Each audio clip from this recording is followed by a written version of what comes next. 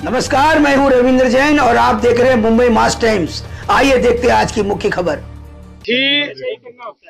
मराठी माणसाची एक भळभळती जखम आहे, पण त्याच वेळी मराठी माणसाचा अभिमान देखील पानिपत आहे।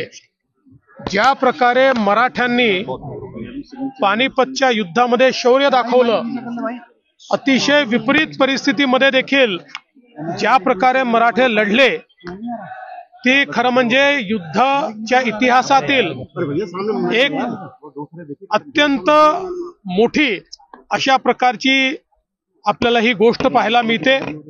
आणि या सगळ्या शौर्यानंतर आणि इतक्या मोठ्या प्रमाणावर अनेक आमचे मराठे सैनिक वीरगतीला प्राप्त झाल्यानंतर देखील मराठ्यांनी कधी हार मानली नाही आणि त्यानंतर 10 वर्षांमध्ये पुन्हा संपूर्ण भारतावर मराठ्यांनी भगवं राज्य प्रस्थापित केलं आणि दिल्ली देखील जिंकून दाखवली। आणि म्हणूनच ही जी मराठ्यांची वीरता आहे, हे जे शौर्य आहे, छत्रपती शिवाजी महाराजांनी जे हिंदवी स्वराज्य सुरू केलं, ज्या हिंदवी स्वराज्याची स्थापना केली, त्या हिंदवी स्वराज्याला ज्या प्रकारे त्यानंतर छत्रपतींच्याच आशीर्वादाने संपूर्ण भारतामध्ये पसरवण्याचं काम हे आमच्या मराठ्यांनी केलं। त्यात पानिपत एक अशा प्रकारची लढाई आहे की ज्या लढाईमध्ये जरी तांत्रिकदृष्ट्या पराजय झाला तरी मराठे कधीच हारले नाहीत आणि त्यांनी आपलं शौर्य सातत्याने इतकं वाढवलं की त्यानंतर या भारतावर अशा प्रकारची आक्रमण करण्याची हिम्मत कोणाची झाली नाही। आणि म्हणून या शौर्यभूमीला वंदन करण्याकरता या ठिकाणी आम्ही आलेलो आहोत। आणि खऱ्या अर्थानं मी शौर्यभूमीचं जे ट्रस्ट आहे, त्या ट्रस्टचे मनापासून आभार मानतो आणि अभिनंदन करतो की आमचा इतिहास जिवंत ठेवण्याचं काम त्यांनी केलं। आणि या ठिकाणी मातृभूमी करता धारातीर्थी पडलेल्या मराठ्यांना या ट्रस्टच्या माध्यमातनं, या कार्यक्रमाच्या माध्यमातनं सातत्याने आदरांजली श्रद्धांजली देण्याचा कार्यक्रम चालतो। आणि त्यातनं आमचं जे शौर्य आहे, आमची जी विजिगीषू वृत्ती आहे, याचं एक प्रकारे संवर्धन करण्याचं काम ट्रस्ट करते आहे। आणि म्हणून मी ट्रस्टचं मनापासून अभिनंदन करतो। महाराष्ट्र सरकारनं भवन मारण्याचा निर्णय घेतलेला आहे। आज तुम्ही पानिपत मध्ये आलेला आहात, राज्य सरकारकडून काही घोषणा? निश्चितपणे आत्ताच ट्रस्टशी माझी चर्चा झालेली आहे।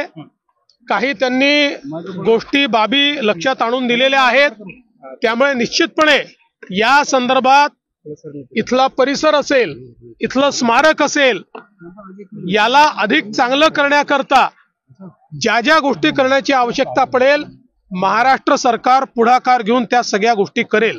देवेंद्रजी, यशवंतराव चव्हाण इथे आले होते, त्यानंतर तुम्ही पहिले मुख्यमंत्री आहात महाराष्ट्राचे जे इथे पानिपतावरती आज शौर्य दिनाला आलेला आहात, तर काय वाटतं, हे तुमचं भाग्य होतं? या मंगल भूमीला वंदन करण्याकरता येण्याची संधी मला मिळणं हे माझं सौभाग्य असं मी समजतो।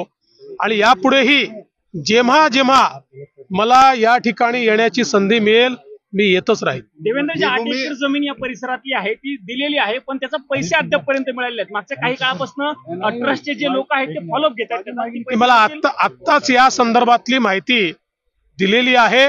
निश्चितपणे त्या संदर्भातला निर्णय राज्य सरकार त्वरित करेल। देवेंद्रजी, महाराष्ट्रामध्ये आज जातीपातीचं राजकारण दिसतं। पानिपतची लढाई अशी आहे की जिथे महाराष्ट्रातल्या सगळ्या जाती एकत्रितपणे लढल्या होत्या देशासाठी। तुम्ही आज काय संदेश द्याल महाराष्ट्राला? खरं म्हणजे छत्रपती शिवरायांनी ज्या हिंदवी स्वराज्याची स्थापना केली, त्या हिंदवी स्वराज्यामध्ये 18 पगड जातीचे लोक हे एकत्रितपणे मावळे म्हणून त्या ठिकाणी लढले आणि खऱ्या अर्थानं ते स्वराज्य विस्तारित करण्याचं काम त्यांनी केलं। छत्रपतींनी सामान्य माणसाच्या मध्ये पौरुष जागृत केलं आणि त्याला असामान्य बनवलं। आणि मला असं वाटतं की जोपर्यंत आम्हाला हे लक्षात राहील की आम्ही एकत्रित आहोत तरच सुरक्षित आहोत, आम्ही एकत्रित आहोत तरच प्रगती आहे, तोपर्यंत आमची प्रगती होत राहील।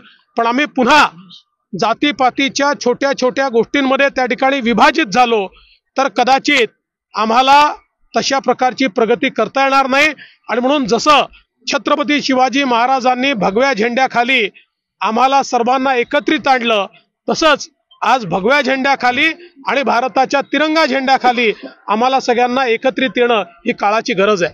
पालकमंत्री जानेवारी आलंय जवळ, पालकमंत्री अरे ते सगळं मुंबईत, शिवाजी फक्त छत्रपती शिवाजी महाराज